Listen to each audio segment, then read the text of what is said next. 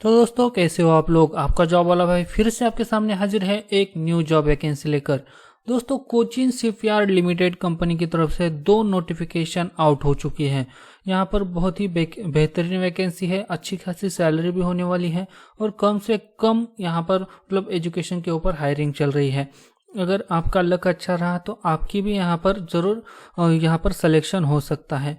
तो सिलेक्शन का प्रोसेस क्या रहने वाला है, कितनी सैलरी मिलेगी, एलिजिबिलिटी क्राइटेरिया क्या है, जो डॉक्यूमेंट वगैरह लगेंगे वो कौन कौन से लगेंगे, सारी प्रोसेस हम स्टेप बाय स्टेप आपको यहाँ पर समझाने वाले हैं।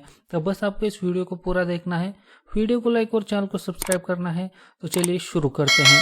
तो जैसे कि आप देख सकते हैं इनकी ऑफिशियल वेबसाइट से ही मैंने इनकी 2 नोटिफिकेशन को डाउनलोड किया है जो कि अभी करंटली ओपनिंग है और उन्हीं के बारे में आज हम यहाँ पर बात करने वाले हैं।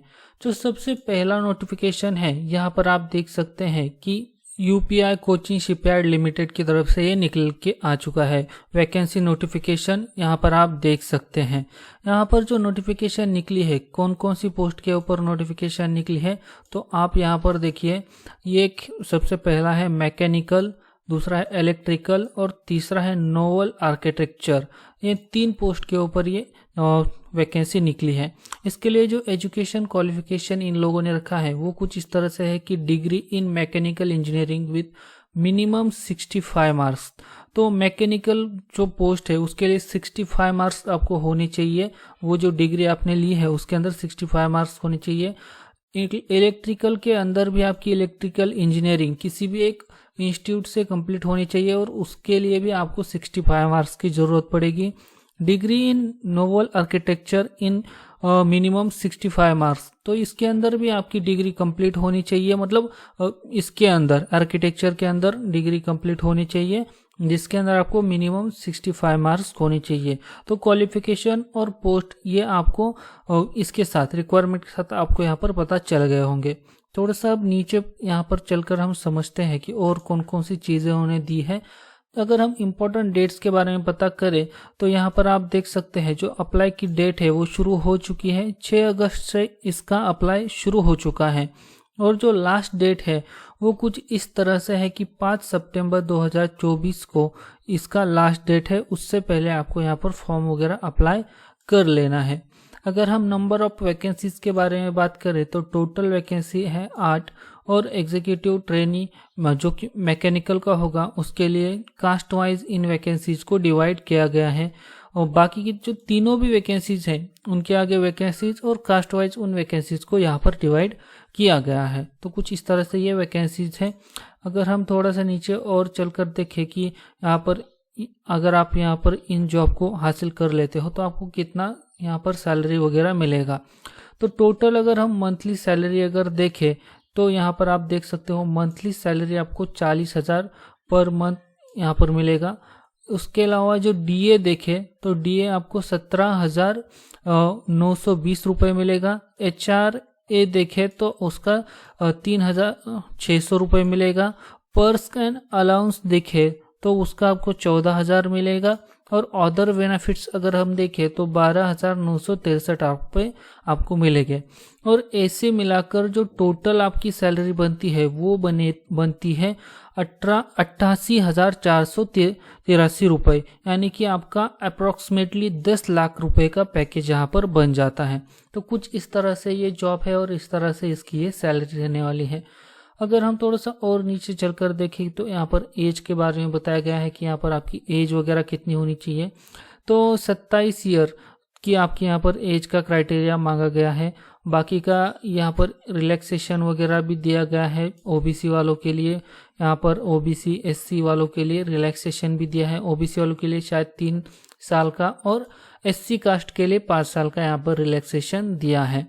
इसके बाद अगर हम सिलेक्शन का मेथड के बारे में देखें तो सिलेक्शन मेथड आपके 2 फेज़ में होने वाला है।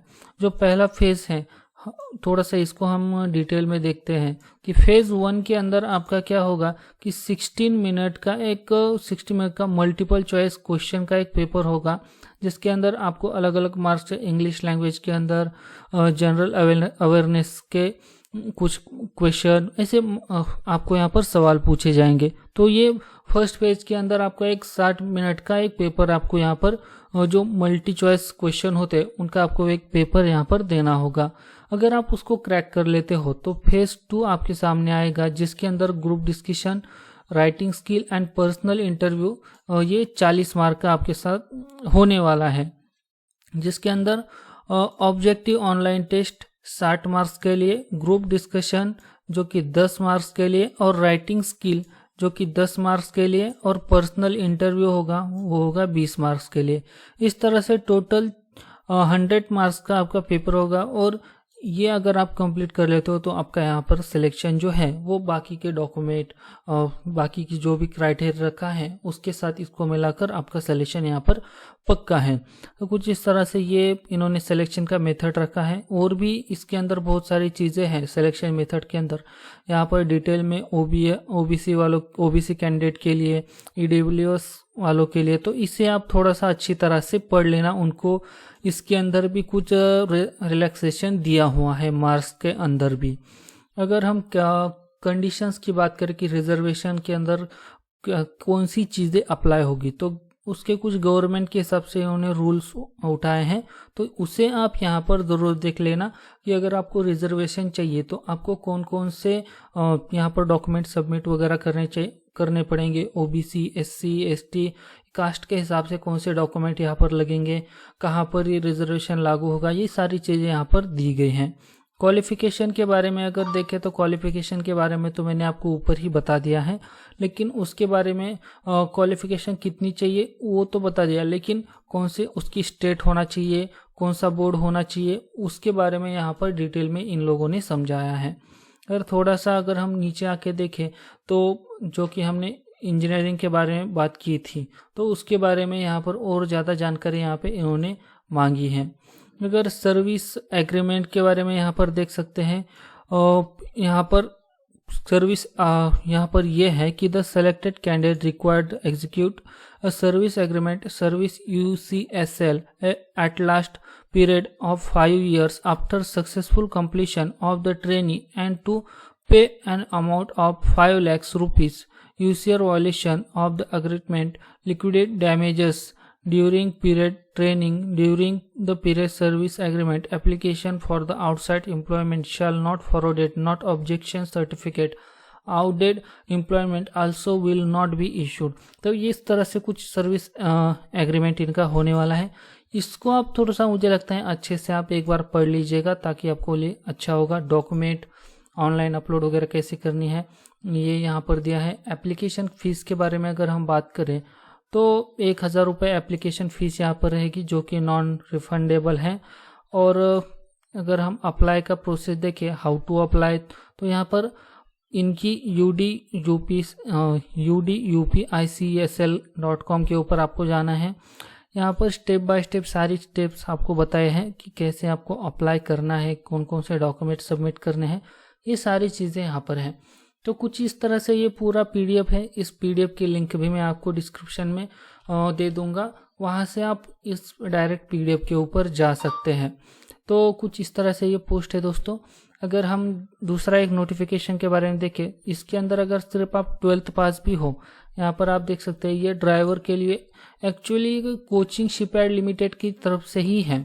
ये भी नोटिफिकेशन मुझे उनकी ऑफिशियल वेबसाइट के ऊपर ही मिली।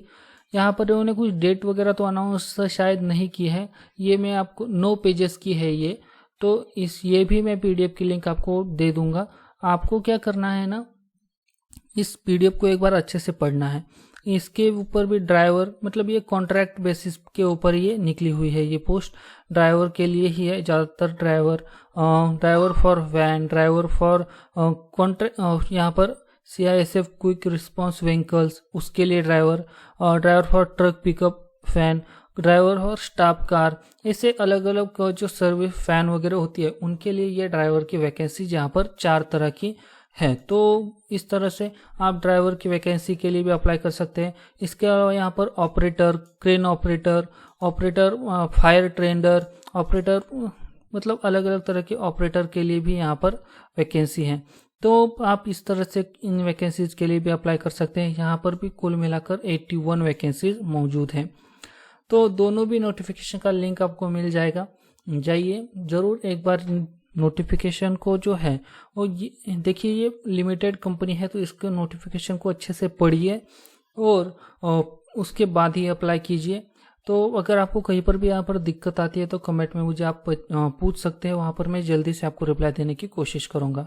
तो दोस्तों इस वीडियो में इतना ही, मिलते हैं अगले वीडियो में एक न्यू जॉब वैकेंसी के साथ। तब तक के लिए जय हिंद, जय भारत।